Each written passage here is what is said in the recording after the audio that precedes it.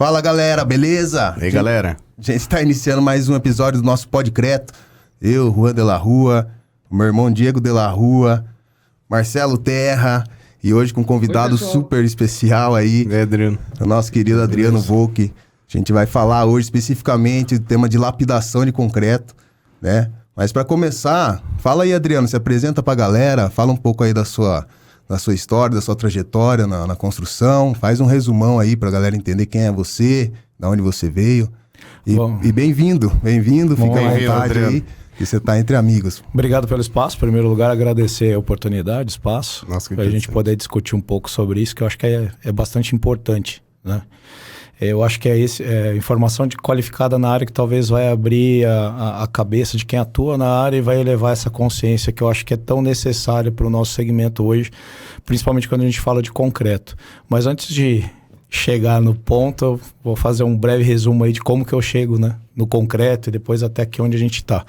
A minha entrada na construção civil, ela vem antes do concreto especificamente e do piso e lapidação, né? Então tem uma experiência bastante interessante com restauração de mármore e granito, que a gente considera como rochas ornamentais, e é justamente daí que vem todo o conceito de polimento diamantado, de lapidação, que a gente já usava naquela época, né? Então não sei se vocês já acompanharam o processo de beneficiamento de mármore e granito. O processo mecânico de abrasão, ele é muito similar ao do concreto. Eu nunca acompanhei. Sim. Muda o processo. Basicamente a mesma coisa, são sequências de ferramentas diamantadas. Às vezes a liga ela pode ser metálica ou resinada. No caso dos granitos, como é um mercado mais antigo, usava muito liga magnesiana, que parece aqueles tijolinhos, né? Que o pessoal usa. Então, só pra galera entender, Adriano, são lixamentos, são lixas, né? Os discos vão lixando e dando... tem as pedronas lá, tem a montanha lá, né? Isso aí. Daí tem o minério lá, que é o granito. O cara vai e corta essas aí pedras... a gente tá falando em extração de bloco, que os caras vão lá, fazem a extração... E depois com explosão, basicamente corta e lixa o negócio, né? No caso das chapas aí do granito, eles cortam aquele bloco, esse bloco vai para um tear, que antigamente era feito com serra e limária de ferro, hoje já evoluiu para fios diamantados. E aí eles vão fatiar esse bloco, normalmente sai em torno de 65 chapas de 2 centímetros daquela rocha, daquele bloco. Aí essas chapas vão para o processo de beneficiamento. Aí depende do material, mármore, granito, ele tem um processo que vai fazer com que ele chegue naquilo que a gente conhece quando a gente está lá na nossa pia, no nosso piso, num lavatório. E aí tem as características. O mármore é uma rocha base calcária, então ele é mais macio do que o granito. O granito tem uma resistência muito grande, até por isso a gente usa muito dentro do próprio concreto. O calcário também é um agregado que a gente utiliza, enfim. E é esse processo de beneficiamento, que era minha especialidade. Então, eu quis me especializar a nível de conhecer todo o procedimento de beneficiamento em Cachoeiro do Itapemirim para entender o que acontecia na produção, para quando eu estivesse dentro de uma obra de restauração, conseguir reproduzir aquilo com eficiência para chegar num resultado de fábrica, diríamos assim, ou em alguns momentos até entender por que em loco ali com uma máquina no piso a gente não consegue chegar num nível de resultado de fabricação, por exemplo.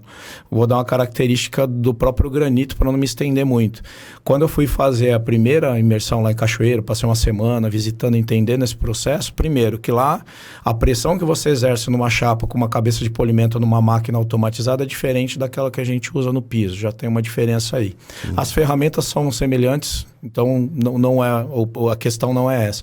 Mas nessa primeira vez eu descobri, por exemplo, que alguns granitos eu não conseguia chegar no mesmo nível de excelência que tinha de um material novo, porque eles recebiam um processo de resinagem durante o processo de polimento, que eu não conseguiria reproduzir nunca em loco. Entendi. Você tem uma ideia, hoje um granito preto, que é um granito mais fechado, ele tem uma resina epóxi específica desenvolvida para ele, que ela fica 5 dias penetrando no material. Quando é por gravidade, se você precisar acelerar isso, você tem que pôr uma câmara de sucção embaixo para poder ajudar a trazer essa resina, para preencher as microfissuras, as porosidades que ficariam aparentes caso você não tivesse esse tratamento. E aí depois disso que ela vai para o polimento. Só que para receber isso, a chapa ela sai molhada do tear, ela vai para dentro de um forno em altíssimo grau para secar. Depois que ela seca, ela é resinada. Depois da resinagem, ela entra na esteira de polimento. Para chegar lá no final e ter esse acabamento que chega na marmoraria, por exemplo, que o cara vai cortar lá a chapa e vai produzir um lavabo, vai produzir placas para piso, vai produzir uma pia e etc. E aí quando eu entendi esse processo, eu entendi o que eu podia produzir em loco como restaurador e o que era inviável, até que nível de qualidade eu poderia trabalhar. Então acho que assim já fica a primeira dica para quem está assistindo a gente. Você entender o processo para qualquer coisa que você vai fazer na construção civil é extremamente fundamental. E a gente vai chegar no concreto, vocês que o digam, né? A gente tem todo um processo e se você não respeitar ou não conhecer isso, fica difícil você ter um resultado. Tá? Então, depois dessa experiência, por que eu chego no concreto? Porque chegou num momento que esse mercado ficou bastante prostituído, como é uma característica no Brasil em todo o ramo de negócio. No caso da construção civil, prestação de serviço, isso é bastante latente porque a barreira de entrada é muito baixa. Então, se você tem acesso ao equipamento e alguém te diz como é que faz, se você tiver um pouco de coragem, você vai lá e pega a máquina e o coisa e fala, não, eu vou fazer e vai começar a desenrolar aquilo lá. É um pouco diferente do concreto, obviamente, usinado, porque você tem um baita do investimento, você tem que montar uma usina, tem todo um processo por trás. Mas no caso da prestação de serviço, como a restauração, não. Então, a barreira de entrada baixa, aí o que acontece? É um problema também que a gente tem de recorrência no mercado hoje da construção civil.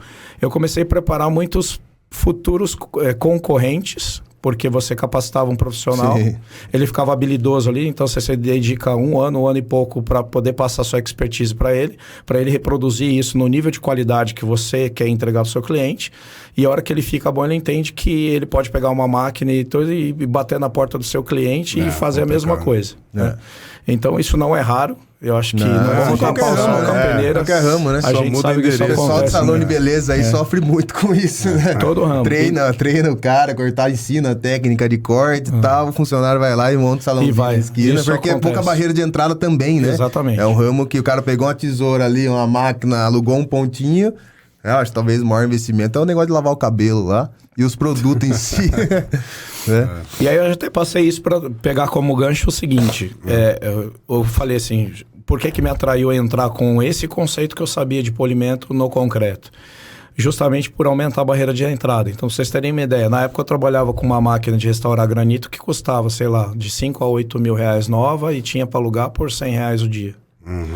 Quando eu passo para o concreto, o equipamento que a gente tinha disponível no Brasil na época, que era um equipamento eficiente, que era importado, custava em torno aí de entre 90 e 120 mil o conjunto da máquina politriz com aspirador de pó integrado, que já era um conceito diferente, porque o granito normalmente era só com água, o processo de polimento. Então, outra coisa que me atraiu na eficiência dos equipamentos é que eu ganharia velocidade de produção. Porque num processo de restauração, você recolher a lama é o processo mais desgastante ali.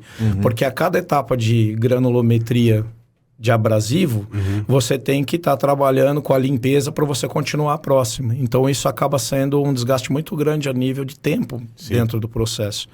E aí, isso me atraiu. Eu falei, eu vou poder ter um processo mais rápido, eu vou poder ter um equipamento com uma barreira de entrada maior, não vai ser qualquer um. Então, assim, se eu preparar um profissional hoje e ele ficar especialista, ele vai continuar especialista comigo e eu consigo aumentar esse negócio, montar equipes de especialistas e evoluir com isso. E foi uma aposta acertada. Quando eu comecei esse processo no mercado, estamos falando em 2010, tá? Não existia ninguém no Brasil fazendo, tinha acontecido 5 anos antes uma passagem de uma empresa americana no Brasil, chamada LM, que introduziu esse conceito de lapidação e polimento diamantado em piso de concreto. Ela veio para o Brasil, alugou um espaço, chamou as empresas de execução de piso na época, passou o conceito. Só que esse conceito que eles passaram exigia investimento nesses equipamentos, não era o mesmo equipamento. Hoje o equipamento de polimento de piso, o acabamento, né, de piso, as alisadoras, já são adaptadas para fazer algum trabalho nessa área. Na época não tinha know-how para isso, etc. Então, como exigia um investimento, esse investimento não aconteceu e as empresas meio que tentaram cada uma fazer do seu jeito e aí aquele puxadinho daqui e de lá, a coisa não emplacou. Nessa época vinha crescendo muito os epox, né? O revestimento de alto desempenho para piso industrial. Caiu na graça do mercado, era tudo epox. Epox no nível assim, subsolo no Rio de Janeiro com pressão negativa, Marcelão. Não, aplica epox, que a pintura epox vai resolver o problema. Tá resolvido, né? Depois de 10 anos você vai lá, você tem que remover epox de tudo quanto é subsolo, porque... Ô, Adriano, deixa eu fazer uma pergunta, só voltando aqui rapidinho. Eu quase não falo, né, Marcelo? Se deixar eu falar...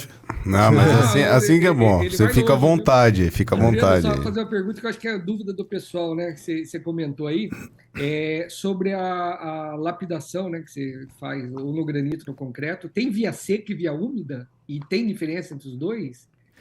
Qual que é a diferença? Dá para fazer? Um é mais eficiente que o outro? Então, comentar um pouquinho sobre isso? Dá para fazer. Vamos colocar assim, tem muita coisa aí, né? Que a gente pode entrar mais tecnicamente, mas eu acho que assim, princípios básicos.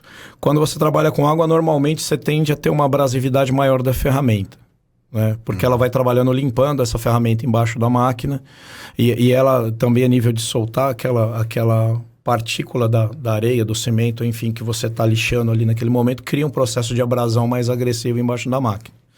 Então, você partindo desse ponto, você acaba tendo uma eficiência a nível de ataque no piso maior quando você trabalha com processo úmido. E você normalmente usa esse processo úmido por quê? Para mitigar pó suspenso no ambiente. Então, se você não tem uma politriz com um aspirador integrado, naturalmente você vai ter que trabalhar com água, porque senão é impossível você ficar dentro do ambiente. Eu vou dar um exemplo. Teve um case que nós fizemos uma loja de tipo pet center, uma loja de 1.000 e tantos metros quadrados. Nós polimos a loja inteira e depois eles resolveram que tinha que fazer 30 metros quadrados a mais lá da loja. A obra já estava entregue e queria que a gente atendesse num determinado tempo, não dava tempo. Aquela coisa, construtora, tenho data de entrega, preciso me virar. Chamaram alguém no mercado que chegou lá com uma máquina sem aspirador. Cara, os caras tiveram que limpar a loja inteira, do teto até embaixo, com mercadoria na prateleira. Nossa. Porque é impossível, né? Você pega aí, entra dentro de um galpão, trabalhando com politriz sem aspirador, sem contar a questão de insalubridade para o operador e etc, né? O processo seco, Marcelo, ele funciona tão bem quanto quando você consegue calibrar as ferramentas e saber quais são as ferramentas que você está trabalhando, né? E você tem esse aspirador integrado eficiente. Então, você resolve muito bem esse problema de pó suspenso e isso acaba abrindo um leque de atuação. Por exemplo, eu cheguei a fazer muitas obras em indústria mecânica, por exemplo, automotivas de grande porte, que a gente trabalhava nos corredores da indústria, na área de produção à noite, e durante a manhã a operação rodava normalmente. Então a gente só interditava o corredor ali no momento da execução. No dia seguinte eu rodava a operação, na noite seguinte a gente dava continuidade no processo. Então o operário da fábrica, ele chegava, o piso está precisando de restauração. Daqui 3 dias o piso estava novo e ele não parou de operar, não parou a operação da fábrica. Sim. Porque com essa contenção de pó, você mitiga bastante. É perfeito, não tem? Não, em áreas que você tem que ter uma asepsia extrema, que não pode ter uma contaminação com alimentos, indústria alimentícia, as coisas mais específicas, aí você tem que trabalhar projetando uma câmara, colocar um filtro EPA para você fazer aspiração dentro dessa grua que você está criando ali, né? Dessa gruta, né? Dessa proteção e tal. O ideal é que isso seja feito antes de você começar qualquer operação, né? Porque é um processo realmente que... Então, mas aí puxando para o concreto... Não é raro você pegar hoje projetos de pisos novos que não levaram em consideração ou deram a devida atenção necessária no concreto, no sentido, inclusive, de trabalhar 4 mãos com a concreteira ou do ponto de vista de projetar um concreto mais adequado para aquilo que estava sendo feito, etc. Isso passar e você ter um piso novo que já nasce com um problema. Eterna falta de diálogo. Exatamente. Que a gente tem, né? Para o pessoal ficar mais a par aí, galera. Lapidação é uma maneira simples de vocês entenderem. Você pode me corrigir, Adriano, se eu estiver errado. Você fez lá o seu piso de concreto, certo? E depois você vem com uma máquina especial que vai fazer o lixamento desse piso com várias granulometrias de lixas diferentes. Começa com uma mais grossa e vai afinando. Exato. E isso vai eliminar qualquer imperfeição, questão de diferença de nível ou qualquer diferença de argamassa, sei lá. E isso, no final, final do processo, esse piso ele vai ficar com uma aparência melhor e com uma resistência melhor também, é isso, Adriano? Exatamente. O resultado final é esse. Adriano, deixa eu complementar o que o Juan perguntou. Também eu acho que é uma dúvida do pessoal entre piso polido e piso lapidado, né? Então, acho que seria interessante você esclarecer isso, que muita gente não conhece a diferença, acha que é a mesma coisa, não é? Aí a gente começa a falar sobre processo, né, Marcelão? Isso, tá. É justamente o que eu tinha tocado, né? Você conhecer o processo é muito importante. Eu vou passar uma visão muito particular minha, tá? Em relação a isso que o Marcelo está perguntando, porque no mercado, em geral, se conhece lapidação. Lapidação... O que é lapidação? Se você perguntar hoje no mercado, cada um faz de um jeito. Uhum. Isso é um ponto de vista particular meu. Como quem atuou 13 anos nesse mercado, executando obra, e me especializei a fundo, quer dizer, fui buscar know-how fora do Brasil e etc, para poder trazer para cá um nível de qualidade que eu acreditava que seria ideal. Então, eu entendo o seguinte hoje. A lapidação, para mim, é a parte que você faz a agressão maior no piso. Então, ela vai corrigir planicidade, ela vai te ajudar a corrigir planicidade, rugosidade. Eu vou tentar deixar uma linguagem menos técnica. Uhum. A rugosidade da superfície, ela vai conseguir, de repente, eliminar um desplacamento aí, de argamassa ali, por conta de algum borrachudo ou algo que aconteceu ali. Então, tudo que você pensa a nível de superfície com esse desbaste, ela tem um poder de correção bastante interessante. Tá? A gente fez... Numa obra de restauração, não estou falando uma obra nova, a gente fez uma medição com o dipstick, a planicidade antes. Para quem não conhece, o dipstick é um equipamento que é muito utilizado hoje, inclusive para pisos que tem uma exigência de planicidade e nivelamento muito alta. Por conta até da característica logística que a gente tem hoje. A gente entra num momento que a logística hoje de grandes galpões ela é bastante automatizada, então tudo isso exige uma planicidade mais perfeita possível para que você tenha um desempenho na operação. Esse equipamento, depois que você executa essa placa desse piso, etc., vem alguém com esse equipamento, um técnico, obviamente habilitado, fazendo a medição para ver se aquele índice de planicidade, né? Ou a gente entende aqui, falando mais grosseiramente, o quanto não ondulado esse piso fica. Ou seja, quanto mais flat, mais reto tiver essa superfície, melhor é esse resultado de planicidade. Então, numa obra dessa que nós fizemos... É o nível zero, né, que os caras falam, né? O nível zero nós estamos falando em nivelamento. Planicidade eu estou falando em ondulação. Sim, é diferente. E confunde muito isso. Ele tem como ser inclinado e plano, né? Exatamente. Então, sem ser nível zero, porém plano. Exatamente. Ele ter planicidade... E você consegue fazer isso com essas máquinas? Você fazer um piso que você quer que ele fique, tipo, com 1%, por exemplo, de caimento e ser plano?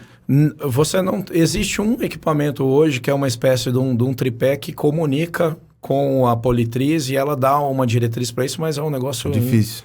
Realmente, se você fizer esse processo, então, o piso vai ficar fatalmente nível zero. Exatamente. O nível zero, quem vai dar é o nivelamento de quem está executando. Então, você lançou o concreto, você fez a mestra ali para execução, ele vem calibrando com o nível, e aí você está falando em nível zero. Que ele vai ter um ponto do 0,0 do piso, que a gente chama na linguagem aí, e ele vai reproduzir aquele 0,0 para o piso inteiro, não importa quantos 1000 metros ele vai ter. Aí nós estamos falando em nivelamento. Sim. Quando a gente fala em planicidade, é essa ondulação, porque dentro desse nivelamento, você pode medir vários pontos, ele está num certo nível, só que às vezes ele tem aquelas oscilações as ondinhas lá. Exatamente. Viu, Adriano? E para quais tipos de empresas é utilizado esse nivelamento perfeito, que eles buscam essa perfeição? É alguma coisa relacionada a laser ou empilhadeiras que operam com uma altura muito grande, não pode ter variação? Normalmente sim. O que a gente tem por experiência, é o que tenho visto muito, inclusive esse mercado foi um mercado que explodiu na pandemia. Quando todo mundo estava parando, o mercado de lapidação, polimento diamantado, que é o de retrofitting mais importante para a gente nessa época de pandemia, era shopping center. Você imagina a pancada que nós tomamos. Fecharam todos os shoppings. Eu vinha de 2019 fazendo 120 mil metros de restauração de estacionamento de shopping para um cliente só. Nossa. A gente veio batendo recorde de faturamento, de área executada, uma paulada, entrou 2 meses. Ninguém quis aproveitar para fazer, né? Vai ficar parado na pandemia, vamos fazer manutenção. Teve um contrato desse que foi um complemento. Mas assim, cara... A pandemia foi surreal. Ninguém sabia o que ia acontecer amanhã. Um negócio. E como é que o cara... Primeira coisa do grupo, cortou o CAPEX do grupo, falou, não faz mais nada, vamos esperar ver o que vai acontecer. Aí quando a coisa começou a normalizar um pouquinho, a gente conseguiu fazer uma obra dessas aí de finalizar. Foi uma segunda fase. mas aí já começou a impactar em caixa. Shopping 6, 7, 8 meses fechado. Quer dizer, aí já virou... E outra, uma empresa aqui fazia parte do seu fluxo, né? Se Exato. você está fazendo direto ali, você tem serviço toda hora, né? Então, Exato. Quebra, porque são obras que você fecha assim, por exemplo, nós fizemos 75 mil metros de estacionamento no Norte Shopping no Rio de Janeiro. É uma obra de 8 ou 10 meses de duração. Então você começa a ter um outro nível de planejamento, de projeção e etc. Diferente de você pegar uma loja aí loja dessas de outlet de 1.000 metros, que você vai, mata essa obra rápido e vai para outra. Quando você pega uma área maior, essa obra especificamente, nós mantivemos lá uma estrutura com 4 a 5 conjuntos de equipamento desse que eu comentei com vocês, trabalhando 24 horas durante um período de 8 a 10 meses. Nossa. Então o cliente liberava 15, 20 mil metros de frente e a gente tinha prazo para entregar, porque aquilo impacta no... Cara, estacionamento para o shopping é um dos principais business. Cara. Você paga para entrar e estar estacionado ali. Qual é o rendimento do serviço de lapidação aí diário? O que você conseguia fazer em metro quadrado por dia, assim, mais ou menos? Vai depender da situação do piso, vai depender do equipamento que você está utilizando e etc. Mas, num geral, a média que a gente teve foi assim, trabalhando com equipamento de ponta, tá? O conjunto, mais as ferramentas adequadas, sabendo o que está fazendo, a nossa média para um processo premium, que a gente fala que é começar o sistema da lapidação, fazer todos os tratamentos químicos durante esse processo, que é uma outra perna do tripé, e finalizar com o polimento diamantado, que o Marcelo perguntou, que é o que fecha o processo. Então, todo esse processo para entregar um piso que ele estava deteriorado, com a superfície desgastada, tinha patologia, e entregar ele igual um granito polido, falando mais grosseiramente, é um processo que, com esse conjunto da obra bem equilibrado, em torno de 50 metros acabados por dia, por turno, por conjunto de máquina. Cada conjunto, se ele trabalhar sozinho, tem que ter 2 profissionais. Um operador e um ajudante. Se você coloca 3 máquinas no mesmo ambiente, você já consegue reduzir um ajudante, porque 2 dá conta de 3 operadores pulindo. Só que se tiver muito pilar e muito canto de parede, você já tem que deslocar esse profissional. Então, assim, depende da característica. Mas, no geral, o cálculo que eu fazia comercial, inclusive, para chegar num preço de venda, era justamente esse. 50 metros acabados por máquina, por período. Se eu trabalhei com um período... E o nosso período não é um período de... Não são 3 períodos de 8, são 2 de 12. Porque assim, para você ter de 6 a 7 horas de máquina efetivamente funcionando, você tem que trabalhar no período de 12.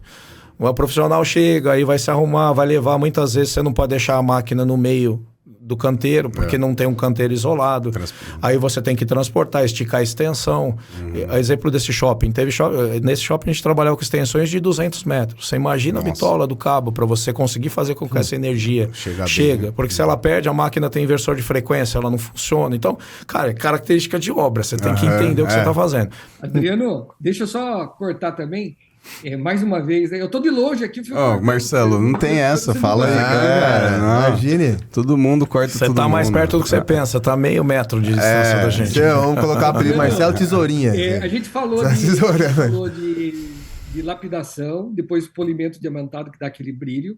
E eu acho que o pessoal confunde muito com o piso polido, que é o normalmente que se faz em poço de gasolina. Acabamento monolítico, né, Marcelo? Que o acabamento monolítico e a lapidação, né? Duas coisas totalmente diferentes. Todo mundo fala piso polido, né? Que é aquelas máquinas que o pessoal fala assim, o ventilador de ponta cabeça. Bambolê. Que não tem nada a ver com as suas máquinas, né? Então, dá só uma explicação. Vamos lá. Então, vou partir da onde que eu dispersei aqui. Na lapidação, você usa ferramenta metálica e essa politriz para corrigir planicidade e patologia. Então, para mim, isso é lapidação. Daqui, você pode fazer o polimento diamantado, você pode entrar com um revestimento de alto desempenho, você pode finalizar ali porque o cliente não precisa de estética, ele só queria uma correção técnica. Então esse para mim é o ponto de partida, é como se fosse uma boa preparação de base. Ela pode ser o produto final, ela pode ser preparação para um segundo produto ou para uma finalização com polimento, que é onde o Marcelo está pontuando. Durante esse processo, a gente usa tratamento químico. Para que serve esse tratamento químico que hoje o pessoal conhece como densificadores e endurecedores de superfície? Ele vai penetrar no concreto por capilaridade, a função dele é essa, e ele vai reagir com o hidróxido de cálcio, que é liberado na hidratação ali do cimento, que vai estar presente ali, não importa a idade do concreto, desde que ele não tenha sido tratado anteriormente. E essa reação de cristalização com o hidróxido de cálcio vai deixar esse piso mais estanque, porque ela vai gerar um preenchimento ali, e em contrapartida ela cria uma matriz giz nessa superfície mais resistente. A gente tem um ganho de até 40% de resistência à abrasão. Por isso que o que vai melhorar a resistência à abrasão do piso não é somente a lapidação com desbaste com as ferramentas. Isso vai corrigir a superfície, mas ele não vai dar mais resistência. Ele vai eliminar aquilo que não está resistente. Só que se aquela parte que foi eliminada, a que tiver imediatamente embaixo, também não tiver resistência, ela vai voltar a ter problema. Então o químico ele entra aqui para que a gente potencialize esse processo. Isso é bom por duas coisas, para o piso e para o próprio processo, porque quando você trata o piso quimicamente, você torna ele melhor, inclusive para a sequência do processo, que pode ser o polimento diamantado. Aí, se você não faz esse trabalho de conversão, de transformação química com esses produtos, quando você entra com o polimento diamantado, você nunca vai ter o mesmo nível de acabamento lá no final do que um piso tratado quimicamente. Porque é essa resistência que melhora o nível de reflexão da superfície. Então, para a gente obter um brilho natural no processo de polimento diamantado, que é a finalização desse sistema, você precisa ter esse piso suportando a nível de resistência melhorada para você poder ter o melhor resultado de reflexão possível. Okay. Agora, se você pega um concreto de 35, 40, 45 MPa que tem mais resistência, a tendência é que ele tenha um melhor acabamento. Por outro lado, se você não tratar ele quimicamente, você está jogando dinheiro fora, porque um processo com consumo de cimento alto é a melhor matéria-prima que a gente tem ali dentro do concreto para poder ter reatividade com o químico e transformar esse piso num piso melhor ainda. Então, essa proporção de 40%, ela ocorre num piso ruim, num piso médio e num piso bom. Ele sempre vai agregar, né? E o polimento diamantado é a mesma coisa. O que muda dentro do processo? A lapidação, você vai usar ferramentas com insertos metálicos que são fundidos com diamante dentro. Diamante sintético ali com a granulometria da lixa, vamos falar assim. No caso do acabamento de superfície, a gente vai trabalhar com resinados ou resinoides, porque você tem que ter um abrasivo mais flexível. Por mais que ele seja rígido, ele tem que ser mais macio. Porque numa determinada granulometria, quando você passa do 200, por exemplo, se você tiver um abrasivo muito duro, a tendência é que ele vá fazer o polimento, mas ele risque. Começa a riscar. Então, para você eliminar você começa a usar um outro tipo de material, que é esse material... É o resinado. Então, você tem ligas diferentes. Aí, fazendo o link com o que o Marcelo fala, que o mercado conhece como piso polido hoje. Né? Antes da lapidação, piso polido é acabamento mecanizado. Acabamento normal, só que assim, em vez de você deixar só sarrafiado, igual a galera fala, né? Vou fazer uma laje, normalmente você faz a laje sarrafiada. Por quê? Porque depois você vai vir ali com contrapiso, né? Para assentar um piso, alguma coisa, normalmente, né? E o piso polido, na verdade, é o acabamento dessa laje, ou desse o piso acabado, na verdade. Que você vai vir lá com aqueles equipamentos, né? De fazer o acabamento, tem denominações... Pode ser bailarina, pode ser helicóptero, pode ser bambolê, a gente tem várias coisas. Ela pode ser dupla, pode ser simples. Aí, depois de pronto esse processo, tem que esperar um período para poder entrar com a lapidação, né, Adriano? É isso, né? No caso da lapidação, o que vai mandar a entrada da máquina é a resistência ao desagregamento que esse concreto já atingiu. Então vamos trazer um pouquinho. Então uma segunda etapa, né? Você fez o piso polido normal, e aí uma segunda etapa você entra com o processo. Deixa eu mudar essa pergunta. A lapidação é só para concreto velho? Ou também é para concreto novo, já pensando nisso? Fala, não, vou fazer um concreto aqui para lapidar. E eu posso mexer nesse concreto, colocando diferente tipo de brita para dar um negócio diferente, assim? Ou... Exatamente. Eu acho que essa é a fase que o nosso mercado ainda não entendeu e ainda falta muito para evoluir. Sim. A gente já fez pode agregar valor com o processo de lapidação no seu piso, né? Demais, porque assim, quando você pega uma rocha na natureza, como um granito e um mármore, é o que a natureza produziu para você, fantasticamente, diga-se de passagens, em milhares e milhares de anos. Quando a gente passa para isso que a gente está conversando, projetos que inclusive já participei com o Marcelo, a gente reproduziu o que a natureza faz através do concreto, a nível de resistências e etc.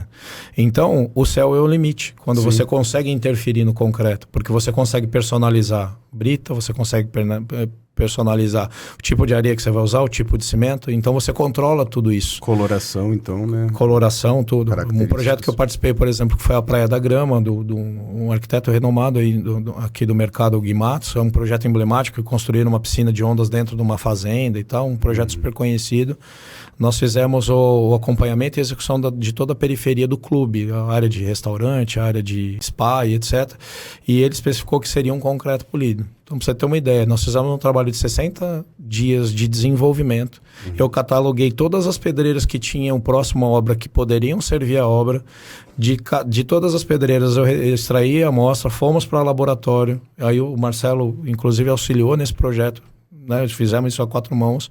Desenvolvemos todos os traços, formulações. Foi para a bancada, fizemos o acabamento, mandamos várias amostras para o cliente.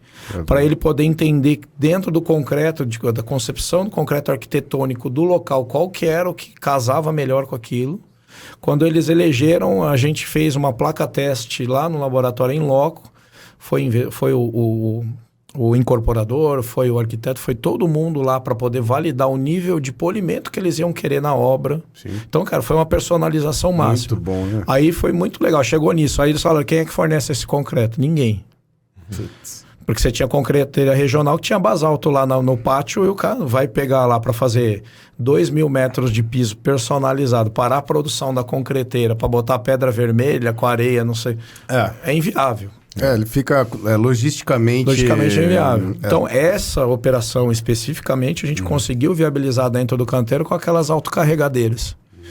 Que ela carrega, pesa. Sim. Na central, aquela central móvel. Eu acho que foi 60. Quantos AMPA que deu lá em média? Chegou próximo dos 60. Não foi padrão, mas foi entre 55 e 60. Chegamos nisso daí. Aquela bate o quê? 1 metro cúbico ou 3 metros cúbicos? Não, hoje tem equipamentos de 5 metros cúbicos. 5 já. Não, dá pra fazer uma produção legal. Sim, evoluiu muito esse mercado aí. E foi um concreto, se eu não me engano, com 8 ou 10 componentes ali. Quem tem um equipamento muito bom desse é a Convicta. Um abraço. Galera da Convicta aí, Suélia, galera. Eles têm uma autocarregável lá, legal. Então, o equipamento assim, funciona. Você tem que entender o equipamento, você tem que entender o processo, você tem que entender logística de matéria-prima, você tem que entender capacidade de produção, tem que entender distância do trajeto para descarregar, enfim. Você tem que estar alinhado, ou se você não tiver uma concreteira, você tem que estar muito alinhado com uma concreteira de preferência, né? Para você, com um porque especialista é totalmente em concreto. possível, né? A gente da Superbase pode falar que é totalmente possível você ter no seu pátio materiais diferentes e trabalhar traços diferentes. Né? Ter um alinhamento desse requer diálogo, simplesmente, que é o que a gente não tem, né, normalmente. O que acontece, Juan? É a região. Onde era isso aí? É difícil separar uma concreteira que está fazendo lá, a gente está falando de um concreto arquitetônico totalmente personalizado. É difícil. Que a gente foi para o nível de personalização que isso dá. Mas é o que eu já falei antes. É inviável você parar uma produção de uma concreteira que faz 3, 4, 5 mil cúbicos mês para você atender isso. A não ser que você tenha uma célula de atendimento para isso. A questão é o seguinte, e demanda? Então. Nós estamos falando de uma coisa específica. Pode ser que daqui 10, 15 anos isso caia na graça do mercado. Tem evoluído bastante, tá? Adriano, isso que a gente está falando. Isso não é muito pontual, mas não. Isso que a gente está conversando é um negócio muito doido, né, cara? Porque ele pode substituir pedras em pingadeiras, você pode imitar vários tipos de rocha, né? Você não precisa extrair rocha da natureza, velho. Você vai reproduz. Conseguir, né, Marcelo, chegar numa reprodução legal. Tinha que ter um jeito. Hoje tem tecnologia que a gente consegue fazer isso. Marcelo, acho que você pode falar, inclusive, do projeto das placas, né? Então, eu queria falar isso, pra vocês contarem um pouco, porque vocês têm uma história, se conhecem já há muito tempo. Eu precisaria de 3 dias de podcast aqui pra falar um pouquinho. Não, mas um pouquinho aí só de como que é essa relação, quanto tempo vocês se conhecem. Não, mas vai voltar mais vezes aí, pô. É só, né? Tem que ir voltando pra ir contando, né? Eu acho que esses parte projetos... 1, parte 2. Pode ser que a gente volte para falar especificamente deles, cara. Porque, assim, é impossível, mas só para deixar aqui se o pessoal gostar e quiser comentar e falar que quer saber desse projeto, fala aí. A gente pode voltar aqui e falar exclusivamente dele, mas a gente conseguiu reproduzir, inclusive tem patente disso, o Marcelo desenvolveu toda a parte de formulação, a gente testou em laboratório, depois levou isso para acabamento, a gente reproduziu placas iguais a de granito, de 1,20 m por 1,20 m, acabada com 15 milímetros de espessura, para ser produzida como piso. Né? Top. Então é perfeitamente possível. E detalhe, chega no mercado mais barato do que o próprio granito. Tem um apelo de custo baixo absurdo, sem contar a questão sustentabilidade. Durabilidade Aí vão altíssima. falar assim, mas o cimento é um vilão. Cara, mas de qualquer jeito a gente não vai ficar sem o concreto. Então se a gente transformar o concreto no produto final, a gente elimina a cadeia de produção do que vem depois. O que vem depois a galera vai me odiar porque eu tô falando isso, porque quem produz piso, revestimento de alto desempenho, pisos que eu falo cerâmicos, porcelanatos, pinturas e tal, mas hoje se você souber tratar o concreto como é devido, a maleabilidade, flexibilidade de desenvolvimento e tudo que você pode fazer no concreto, você transforma ele com qualquer material acabado, parede acabada, piso acabado, obra de arte acabada, é só você saber usar as técnicas e saber trabalhar na formulação de concreto, porque basicamente o que é concreto?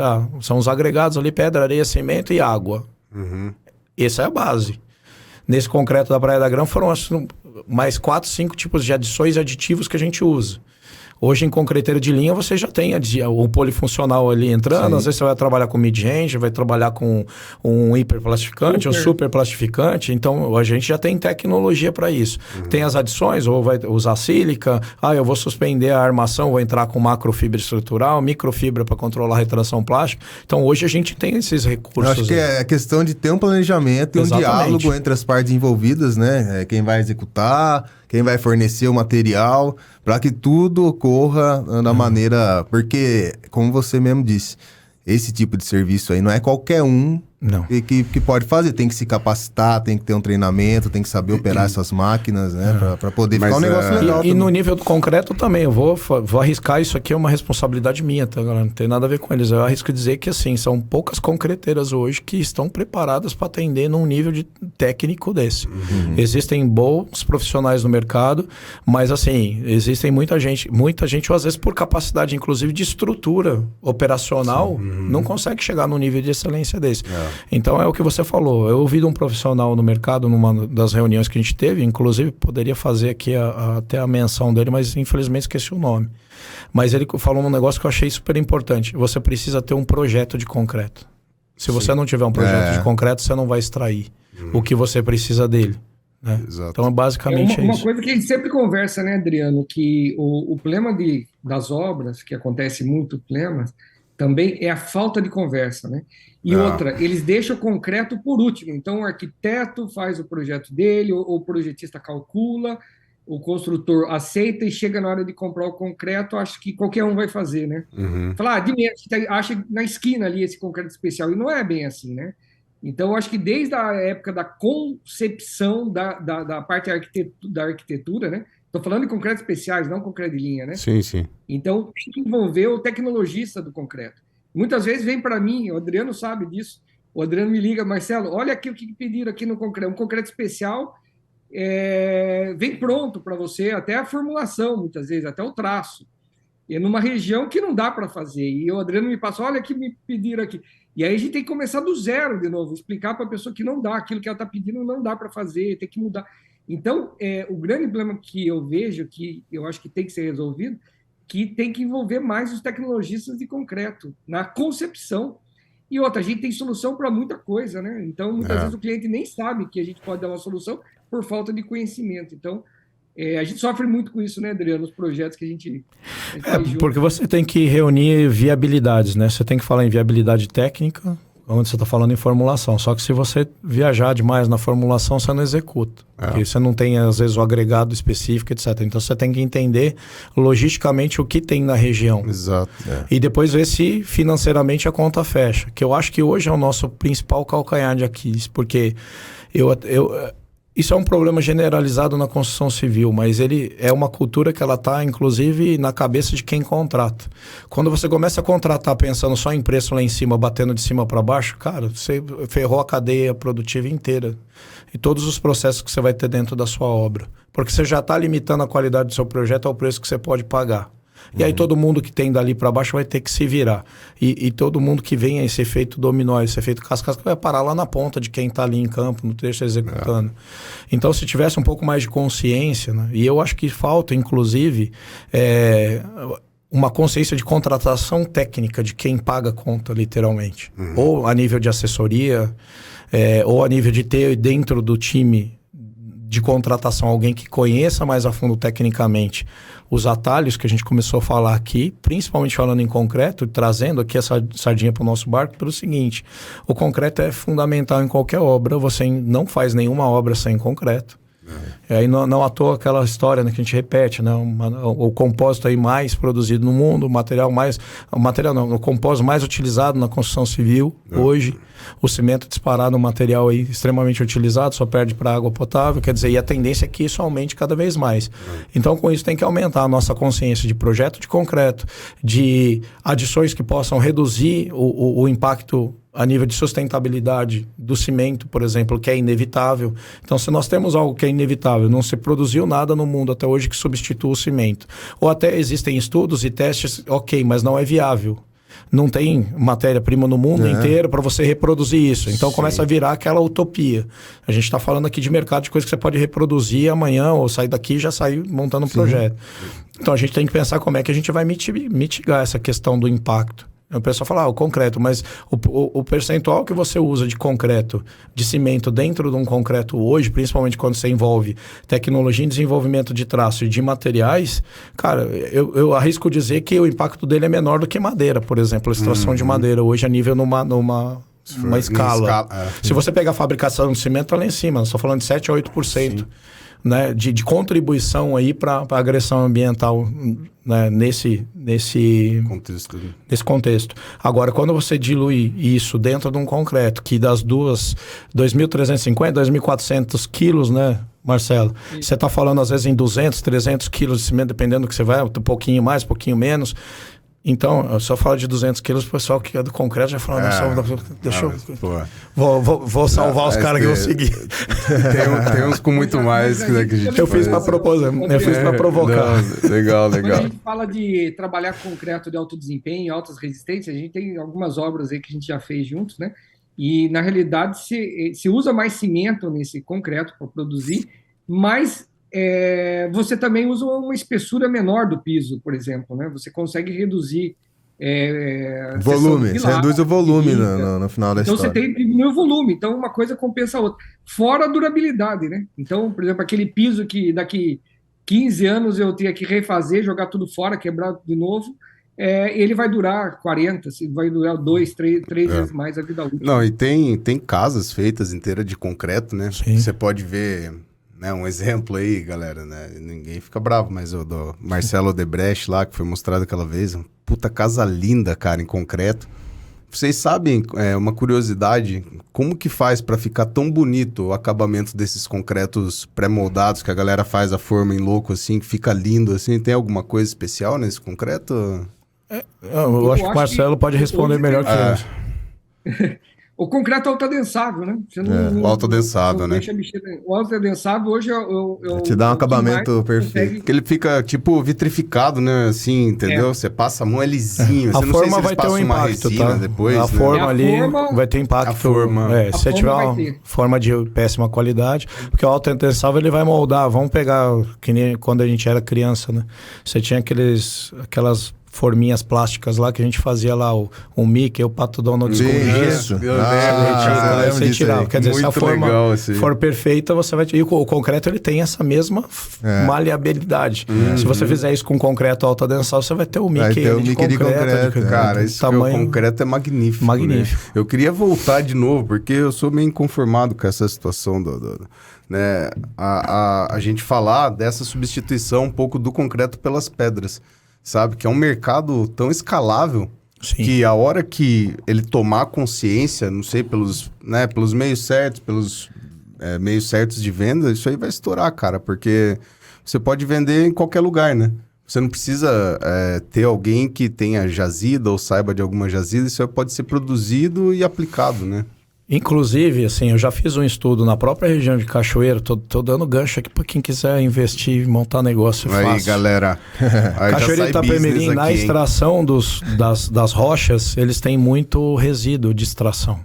E eles classificam isso em N tipos de material.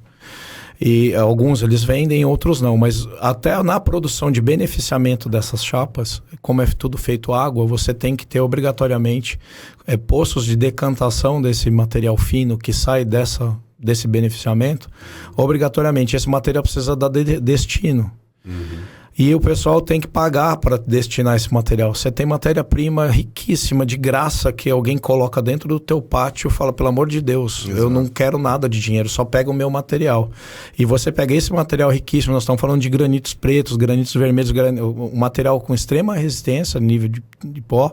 Aí você dá na mão do Marcelo Terra, por exemplo, você faz coisas absurdas. Brinca aí, né?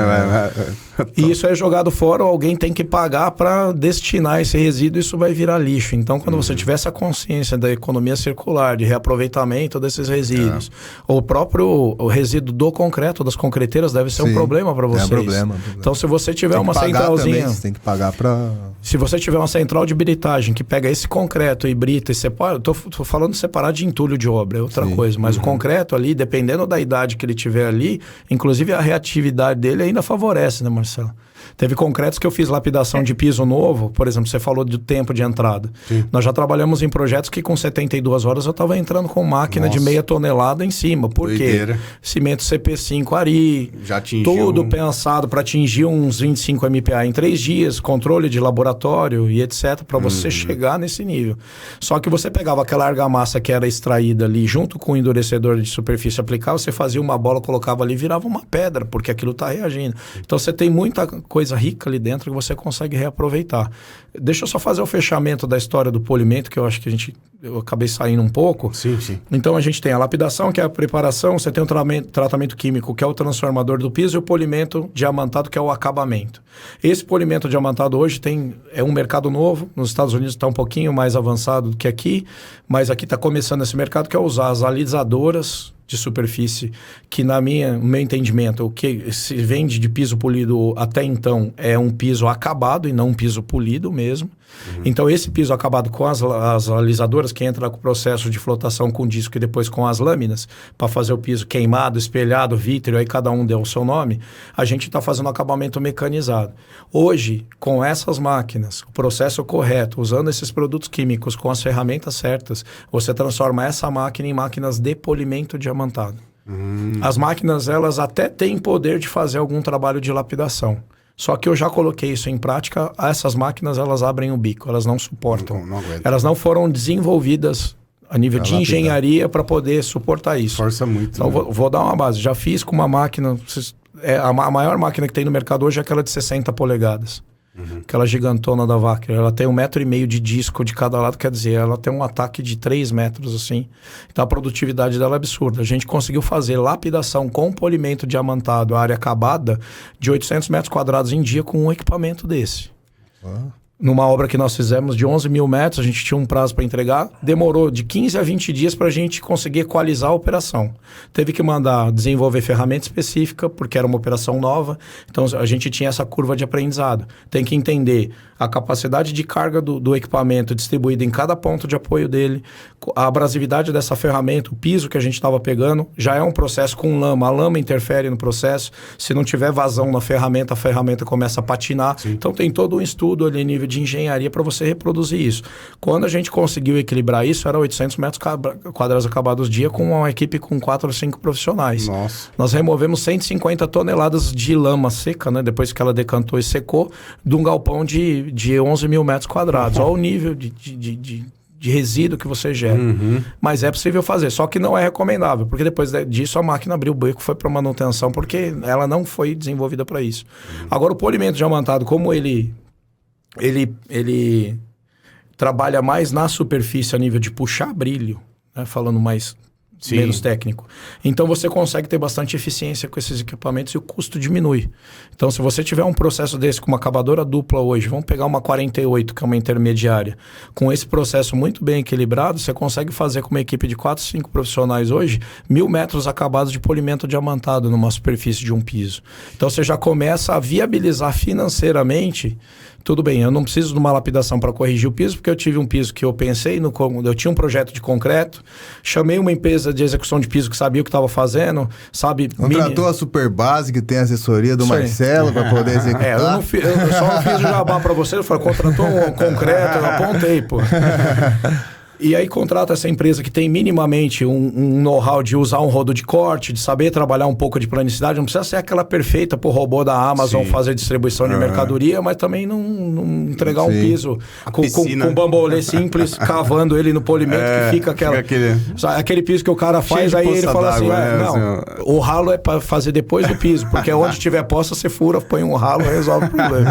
Boa. Então existe isso no mercado. Então quando você tiver uma consciência mais elevada nesse sentido, aí você chega nesse final, e eu arrisco a dizer que entre 15 e 16 reais, trabalhando de forma adequada, tá?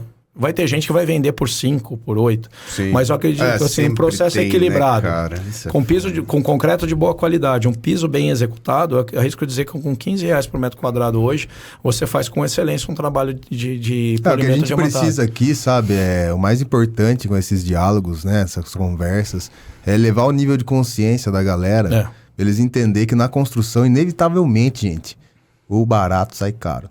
Então, você não pode, na construção civil, pensar no mais barato. Vocês têm que pensar em quem tem credibilidade, quem tem qualidade para executar e que tem um preço que esteja dentro do esperado. Né? Porque preço igual o concreto, justo, né? O cara vai cotar o concreto. Preço justo. Você vai ter variação dentro do mesmo concreto. Por exemplo, cotei com uma concreteira, era 380, outra 390, outra 400. Daí vem o cara e fala que vai fazer 360. Esse por 400 é 40 reais diferença. E também vai chegar outro, vai ficar ali 500. Fala, aí tá na mesma região, compra o mesmo cimento, a mesma pedra, às vezes por causa de 20 reais de diferença. Mágica, no caso do piso aí, polido, lapidado, às vezes por causa de 3, 4, 5 reais de diferença no metro quadrado, né? Você pensar hoje, você pegar um profissional pra assentar porcelanato, cara... Em São Paulo, eu não sei quanto estão cobrando, mas na minha cidade já estão cobrando 50 conto mesmo. Em São Paulo, tô falando bom, cara que faz grandes formatos aí. Você pegar um cara que assenta granito de 1,20 por 1,20, é de 100 para cima, cara. 120. Então, você pensar no acabamento que vai ficar, né? Aconteceu comigo uma vez, a gente tá falando do barato sair caro, né? Eu tive uma experiência uma vez que o dono de um posto de gasolina me procurou. Estava desesperado porque ele precisava, o posto estava funcionando, ele precisava fazer um novo piso de concreto no posto. E ele me falou, puta, eu tô doido porque esse posto ele vendia bem, muita gasolina. Ele falou, deixa por dia para mim 5 mil reais, eu vou deixar de ganhar de lucro no posto, 5 mil reais, pelo volume grande que ele vendia. Eu falei assim, puta, eu vou ter que parar o posto 28 dias para fazer esse concreto, eu vou perder uma grana. Só fazer a conta aí, multiplicar os 5 claro. E aí eu falei, não, você consegue fazer um piso e daqui 2 dias você colocar a carreta em cima. Eu falei, não dá. O concreto tem que esperar 28 dias. Eu falei, não. Daí eu desenvolvi para ele a formulação, ele entregou para a concreteira, aí a concreteira executou. Quer dizer, só que daí a primeira coisa que ele falou para mim, mas não dá, eu vou fazer isso, esse concreto custou uma fortuna. Eu falei, você tem ideia de quanto vai custar mais? Nem que seja o dobro, aí você vai colocar... vai economizar dinheiro. Resumindo, eu acho que ele gastou, né, no total aí, ele ia deixar de ganhar 140 mil reais, ele gastou 10 mil reais a mais no concreto, no final das contas, e reembolsou 130 mil reais. 130 mil no bolso. Assim, é uma coisa que as pessoas não sabem, e falta de conversa, né? E vai procurar uma coisa mais barato. Então, eu quero concreto mais barato, mas vou esperar 28 dias para entrar. Viu, Marcelo? E daí o que acontece, né? Que a gente fala, que a gente... Aqui, qual que é o intuito? Aqui o intuito é ajudar as pessoas a entenderem mais sobre essas coisas. Tem concreteira que você vai lá também, Marcelo, pede um concreto, né, 30, fator AC05 lá, e eles mandam 30 de linha. Porque tem que dar 30 nos 28 dias. Muita coisa também, isso daí que ninguém sabe, né, Marcelo? Entendeu? Isso é uma coisa séria que você fala, que pra gente que acompanha a obra, porque muitas vezes na hora de vender é um concreto para piso. Entendeu? Na hora que dá problema, não, eu vendi resistência à compressão axial. Exato. E isso acontece, isso acontece muito. Então é importante... O que a gente está conversando aqui, elevar o nível de consciência da galera. Acho que esse espaço aqui é excepcional. A gente já no primeiro episódio, a gente já ensinou a galera como pedir o concreto, né?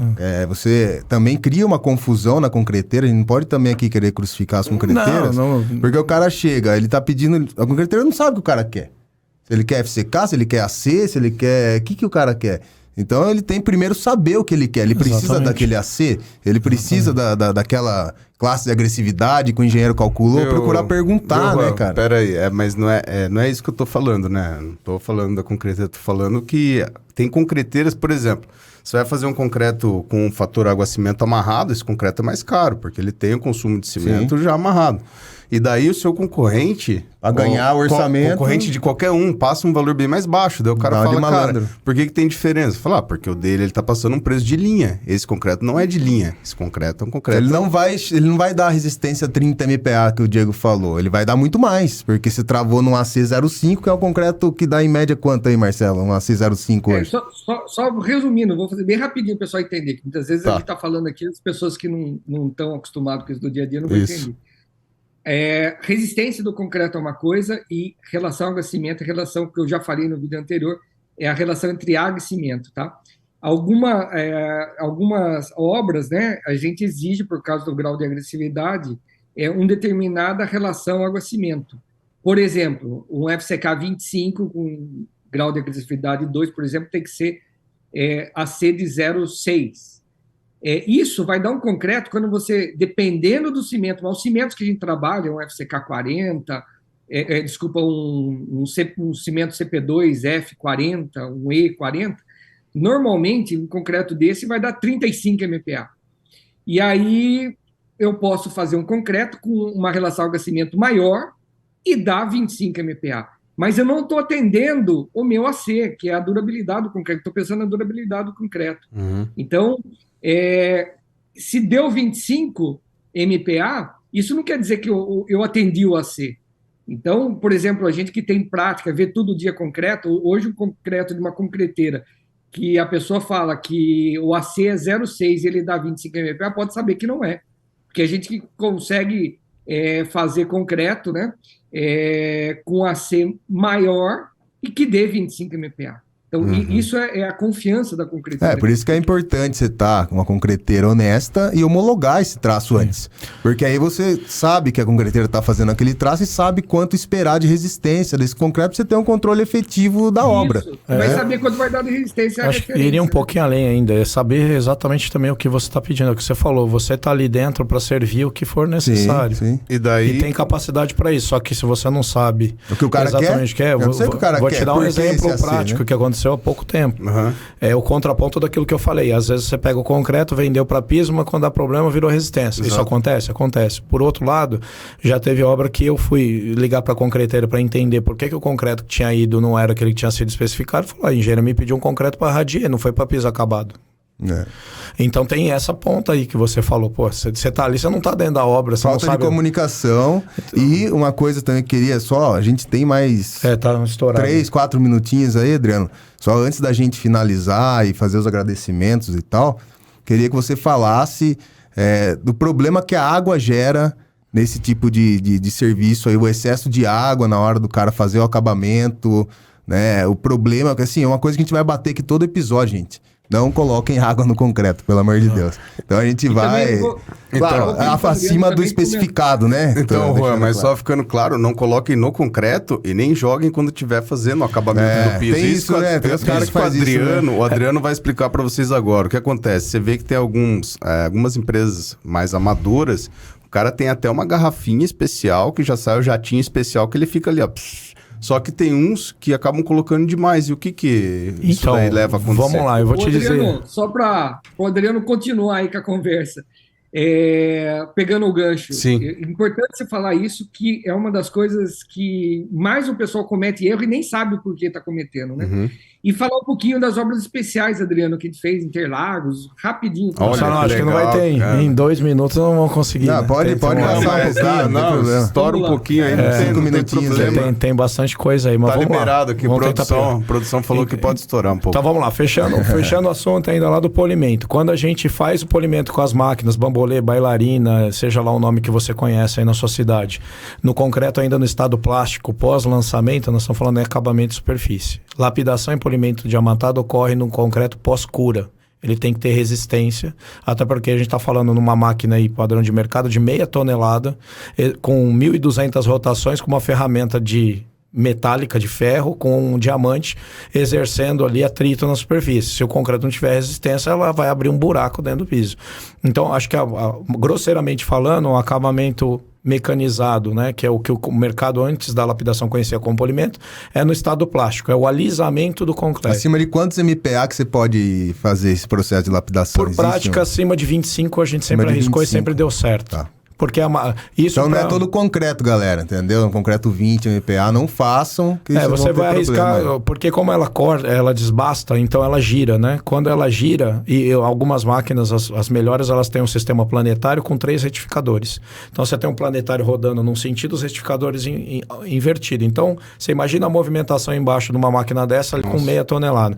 Se você não tem um concreto com a resistência de travar o agregado, começa a soltar agregado para tudo quanto é lado, entendeu? Quando a gente pega pisos que já passaram do processo de cura, que colocaram muita água, então. E você tem aquele fino exudando para a superfície, a hora que você entra com a máquina, cara, a máquina já afunda, porque você não tem resistência para segurar isso. Aí vai marcando. Já vai marcando. Então, fazendo um link com isso, o excesso de água, assim, a água é necessária para o concreto, porque sem ela o concreto não existe. Por outro lado, ela pode ser o pior mal do concreto se você não souber lidar com ela, principalmente depois que a receita está pronta, que é quando sai da concreteira. Né? Então esse controle é complicado, mas a gente também sabe que na prática, no calor de obra, ninguém quer perder um caminhão de concreto, aí o cara assume o risco. Cara, mete a mangueira aí, vão soltar esse concreto, amanhã a gente vê o que faz. Então tem todas essas questões. Por isso que eu falo a importância. Comunicação, você ter um planejamento, um projeto de como isso vai acontecer, porque mesmo assim vai dar problema. Show de bola. Mesmo assim vai dar problema, mas você já consegue eliminar 90% deles fazendo um planejamento, alinhando os players. Às vezes uma reunião, eu cansei de participar de reunião para saber de quem era a culpa do problema. Eu participei de pouquíssimas, e as pouquíssimas que eu participei fui eu que fiz de alinhamento pré-obra para saber como é que a gente ia atuar para não dar problema. Então a gente tem que mudar essa mentalidade. Planejamento, né? Etapa e de reunião planejamento. Pré-alinhamento de obra. Cara, você faz o piso, é o concreto, é o cara que vai estar aqui no dia liberando concreto na concreteira. Todo mundo é importante. O cara da bomba. Sim. A bomba vai trazer o quê? Trem, a tubulação necessária. Mas o problema, né? A gente falou no primeiro episódio bastante, né? É o copia e cola que tem, né? Então o cara ele não estuda nem o solo. Muitas vezes essas obras pequenas, casinha e tal, o cara faz para vender. Nem o solo o cara não estuda, ele pega um projeto estrutural já pronto, de uma obra similar que foi feita não sei que lugar, executa aquilo lá, o concreto é a mesma coisa. Então assim, o pessoal no Brasil tem a cultura de achar que isso é custo. Que você investir em projeto, planejamento, estrutura... É custo, não é, cara, isso é segurança, isso vai te economizar milhares e milhares de reais no futuro, né, porque você não vai ter o problema, é muito mais caro. Tem um amigo meu, né, de São Carlos, onde eu me formei lá, onde eu estudava, que ele tinha uma empresa de impermeabilização de laje, né, e um dia conversando com ele, já no finalzinho da faculdade, ele já estava fazendo um estágio, acho que a empresa era do pai, e ele ia assumir a empresa e falou, cara, maior parte, 80% do serviço nosso é obra que está pronta já, que deu problema de infiltração lá na laje, deu a goteira, causou um puta BO, foi forro de gesso pro saco e tal. E aí o cara vai impermeabilizar. Sendo que ele já devia ter impermeabilizado quando ele fez essa laje. Né? Então o cara costuma achar que isso é custo. Vou gastar 10 mil reais para impermeabilizar minha laje, cara. Ou já impermeabilizar, criando uma membrana dentro do concreto com adição. Sim, também. Você tem tecnologia para isso. Você não precisa cair nesses materiais tão caros, né? Você consegue já no acabamento dessa laje já usar algum produto para isso. Mas mesmo assim, eu acho que não é caro. É o que o Marcelo falou. Por mais caro que o concreto seja, ainda ele vai ser muito barato. Sim. Se você souber o que você está fazendo. Saber como utilizar ele, né, André? Aí é assim, saber sentar, fazer conta e entender, porque assim, o concreto, por mais caro que ele seja, ele é muito barato.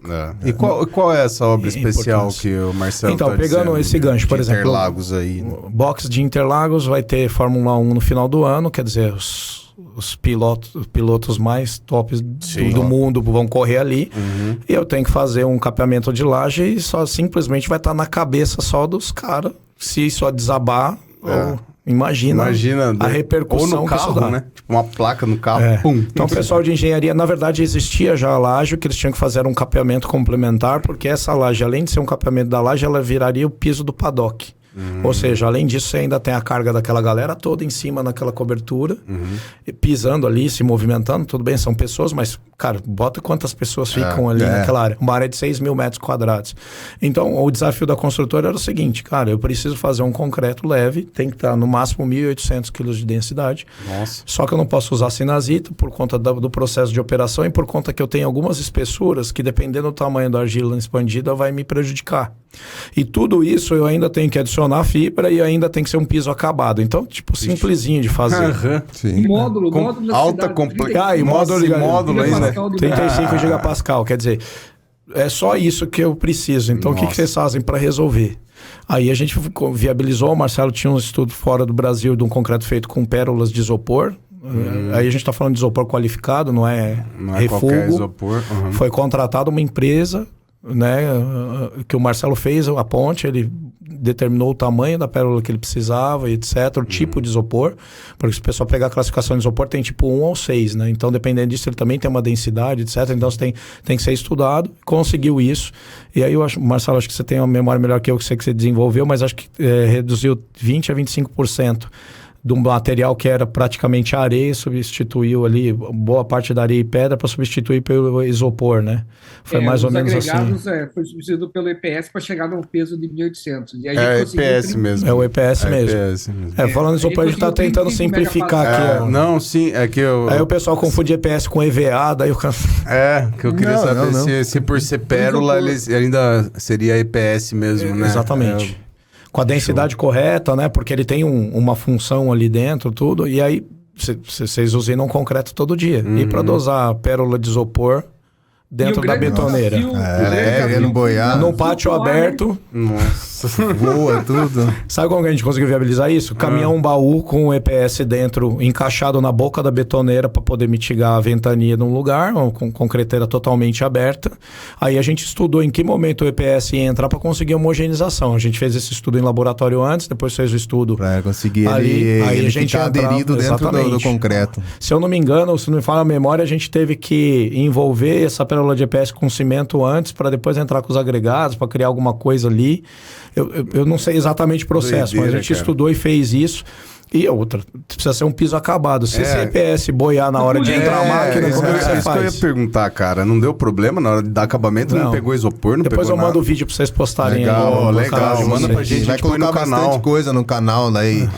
De todos os episódios, assim, a gente vai enriquecer com o material, pro pessoal também ter esse visual de entender. Cara, isso é muito interessante da possibilidade de fazer. A gente ensaiou depois tudo, deu na média 1.811 a 1.798. Foi ali, mas, cara, muito leve, cara. Excepcional o resultado que deu. E quando eu vi o acabadora de superfície entrando em cima daquele piso e não vi uma bolinha de isopor voando, eu falei... Sensacional. Diegão, e deu 35 megapascal de resistência de compressão e 35 GB de módulo. Nossa. E as esferas... Derrubando os preconceitos aí, né, Marcelo? Tem do começo ao fim bem... homogêneo. Derrubando os preconceitos aí que o concreto tem que fazer só com pedra-ferro. E é legal trazer essas novidades aí nos próximos episódios, enfim, que vocês trouxerem. Acho que tem muita coisa para falar. Cara, o concreto permeável tem muita utilidade hoje. Sim. Você tem aí os concretos de alto desempenho, alta resistência. Concreto colorido para apelo fazer ciclovia e tal, o pessoal tá usando. Cara, tem um monte de soluções aí que podem ser exploradas. Eu acho que isso é extremamente interessante. Eu tentei, num tempo que a gente tinha aqui, passar um resuminho, mas a gente consegue aprofundar esses temas. Eu queria agradecer, Adriano, deixar você se despedir com o pessoal, falar qual que são os seus planos aí pro futuro. Faz o seu jabá aí, fala o seu Instagram e tal, o pessoal seguir você, página. Nessa lida de tentar trazer inovação para a construção civil, a gente aprende muito. E aprende fora da casinha, né? Você sai do mesmo, então eu costumo dizer que assim, tudo que eu ia tentar fazer na construção, principalmente voltado à área de piso e concreto, que alguém falava, não, isso aí é difícil, já tentaram, não deu certo, eu falei, eu vou aí. Porque aqui tem ouro, tem alguma coisa escondida. E com isso, aí você arruma uns malucos que nem esse junto, aí a gente começa a se meter nos troços assim, que depois eu paro para pensar e falo... Tudo bem. Aí eu paro para pensar e falo, cara, onde eu tô com a minha cabeça de fazer um projeto desse? Mas fica a história para contar e etc. Então é possível fazer. Trazer inovação e etc. A maior barreira que a gente enquanto empreendedor aí já falando, de viabilizar isso em uma escala maior, foi que a gente precisa de gente mais preparada para integrar nesses projetos. Porque quando está em nível de MVP, tudo bem, o Marcelo coordena a operação lá e eu tô lá na boca da betoneira, vamos ajudar. Mas, cara, você não escala negócio desse jeito. Você tá ali para curva de aprendizado. Você entendeu, você tem que replicar isso e a galera tem que vir com essa mentalidade. Então, opinião minha de novo, tá? Tô assumindo aqui, fazendo a minha culpa. Não existe uma mentalidade de startup hoje dentro do empreendedorismo na construção civil. Ela é muito conservadora, a gente está preso no mercado aí há 40 anos praticamente com pouquíssimo desenvolvimento, comparando a engenharias fora do Brasil e países de primeiro mundo, muito engessado, essa política de preço e etc. Isso também acaba minando qualquer possibilidade de você fazer um trabalho diferente. Então, é possível fazer muita coisa bacana, principalmente nessa área de concreto, que é uma área apaixonante. Você, assim, ou você é apaixonado por isso, ou você não passa nem perto, porque eu acho que tem esse divisor. E quem lida com isso, a gente sabe do potencial que isso tem. Então, acho que isso precisa ser mais explorado. Com tudo isso, eu já pego o gancho para fazer o jabá. Qual que foi a minha decisão? Então, eu estou colocando para vocês em primeira mão. A última operação que eu tinha transferido para uma empresa parceira, eu continuo atuando ainda como consultor técnico para essa empresa, por uma empresa de químicos. Para você ter uma ideia, você estava falando daquela água lá de aplicar, né? Que todo mundo vai usar. Porque na hora que começa a pegar a máquina e entra e não está fechando a argamassa do piso, o cara tem que usar. Não tem como. Então ele vai entregar essa ideia da laminação, desplacamento, qualquer coisa. Depois a gente vê e resolve pontualmente. Aí ele não vai poder entregar o piso lá com buraco. Só que hoje existem produtos químicos que você substitui essa água e você pulveriza esse produto. Ele vai ajudar na aglomeração da argamassa, ele ajuda na ancoragem da argamassa no cimento. E esse produto já substitui o endurecedor que você aplica 7 dias depois. Ou seja, você mata tudo numa operação só. Aí você vai falar, nossa, isso custa muito caro. Não custa nem 50 centavos de produto por metro quadrado. É ridículo. Só que as pessoas não têm consciência de usar. Então isso ajuda a segurar a água para melhorar a hidratação na hora que o concreto está exudando. Ele ajuda a homogeneizar a argamassa. Ele ajuda nesses acabamentos mais difíceis, quando o concreto já teve uma determinada pega. E ele ainda vai ajudar a melhorar essa resistência superficial, com grande vantagem do endurecedor que a gente usa pós-cura.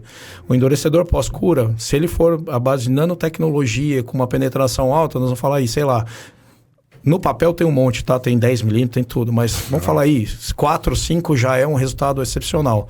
Quando você faz a homogeneização desse produto na argamassa e ela também vai reagir com hidróxido de cálcio, como você está homogeneizando na argamassa, você vai conseguir entre 25 e 30 milímetros de penetração no produto. Ou seja, você cria uma matriz muito mais robusta aplicando o químico durante a execução no concreto no estado plástico do que pós, como uma correção ou como uma melhora. Então você consegue melhorar muito. O processo o custo por litro de produto é ali, só que você tem N benefícios. O que precisa mudar? Mentalidade. Cultura. Deixa eu entender como é que é isso. Então, a gente trabalha muito na construção civil em cima de jurisprudência. Muita gente nem sabe que existe, cara. Assim, a maioria não sabe que existe. Isso é novidade no mercado. Eu acompanho o processo de desenvolvimento. Isso o Adriano que desenvolveu, viu, pessoal? Fora do Brasil já é usado. Legal, aí eu participei de desenvolvimento, teste. Legal. Eu só tô falando agora porque faz 1 ano que isso ficou em teste em campo. A gente usou em várias obras. Praia da Grama a gente usou. Acho que Interlagos a gente não usou. Eu usei praticamente todas. A gente fez esse desenvolvimento. O negócio funciona muito bem. Então, assim, fica aí. É novidade no mercado, mas assim, é mudar a cabeça de como que a gente usa isso. Então, esse é o ponto. Mas o meu maior projeto para os meus próximos 20 anos ligado à construção civil, e aí não fico limitado só à construção civil, está virado para a educação. Eu acho que o que a gente precisa fazer é pegar esse conhecimento, empacotar ele de alguma forma, e hoje a gente tem ferramentas excepcionais aí hoje online para que isso aconteça, e levar esse conhecimento empacotado para quem realmente queira se aprofundar no assunto, estudar, mas não estou falando de conhecimento acadêmico, estou falando de conhecimento de lida aqui, da experiência que cada um tem em campo. É isso. E vai traduzir isso para as pessoas poderem aprender. Então eu vou me dedicar a esse projeto baseado em educação, por isso que eu criei o Experts da Construção, que eu já fazendo aí o jabá aí do canal que eu estou criando tudo. É justamente a ideia de trazer experts que realmente tiveram uma trajetória e construíram algo inovador, diferente, que muda a mentalidade do mercado, para poder também expor isso, para que as pessoas tenham contato e falar, é possível. Porque todas as engenharias evoluem e a civil fica estagnada. Sim. Tem alguma coisa errada. Então, se a gente mudar essa mentalidade, elevar a consciência em todos os níveis, inclusive de quem compra, tá? Vou fazer mais inimigo aqui. Departamento de suprimentos de construtora do cliente tem que ter nível técnico para entender o que ele está comprando. Se você olhar só lá a última casinha ali do lado direito, que é o preço na planilha, você matou o projeto. Às vezes acho que está fazendo o melhor negócio do mundo, nós estou economizando na compra, está fazendo um monte de nhaca que vai refletir lá na obra depois e vai gerar um prejuízo gigantesco para quem paga a conta. Então a gente precisa mudar também a mentalidade nesse sentido. Enfim, é isso. Acho que... Legal, meu amigo. Fala suas páginas nas redes sociais. Bom, o projeto é @experts da construção. Experts com S mudo ali no final. Aí, Experts da construcão, né? Porque não tem esse cedilha, não tem. Então tudo que eu projetar para construção civil, em todos os níveis aí que eu vou estar atuando ainda, vai estar dentro desse espaço. Vai poder encontrar tudo ali. E é isso. Acho que através dali pode me encontrar. Se quiser mandar dúvidas, e quem quiser se aprofundar nesse mercado de lapidação, eu já falo assim, é um momento que eu estou disposto a passar tudo aquilo que eu conheço para quem realmente quer fazer o trabalho bacana, um trabalho bem feito. Então é isso. Estou à disposição para poder contribuir para a gente chegar nesse resultado. Show de melhorar essa consciência e fazer com que a galera acho que essa conversa aqui não vai ficar aqui, né? A gente tem muito mais aí teremos pra outras, conversar. com certeza. E a gente está olhando para o mesmo horizonte. Tem 6 horas de conversa aí, né? Vai embora. Mas agradecer sua presença aqui, Adriano. Realmente o tempo estourou, senão a gente ficaria, porque está muito bom. Obrigado demais pelo seu tempo aí. Agradecer o Diegão. Valeu. Eu que agradeço o espaço, o tempo, poder ter esse espaço aberto para falar. Marcelo, obrigado, viu, Adriano? Saindo dos bastidores para botar a cara agora para ver se quem vem depois aí aproveita um pouco daquilo que a gente desenvolve. É isso aí. É isso aí, pessoal. Esse é o Podcreto, trazendo pessoas altamente qualificadas, gente boa pra caramba. Obrigado. Imagina, eu que agradeço mais uma vez. Tá? Obrigado à audiência. Pede pra assinar, Diegão, o canal. Eu ia falar agora, né? Curta a página aí, ative o sininho, que vai sempre ter novidade aqui, sempre vai vir uma galera legal, né, Juan? Agradecer você. Marcelo, obrigado, né? E vai lá, amigo. Isso aí. Valeu, galera. Podcreto, aumentando o nível de consciência e ajudando vocês a resolver seus problemas. Um abraço, até a próxima. Abraço, galera. Até mais. Podcreto.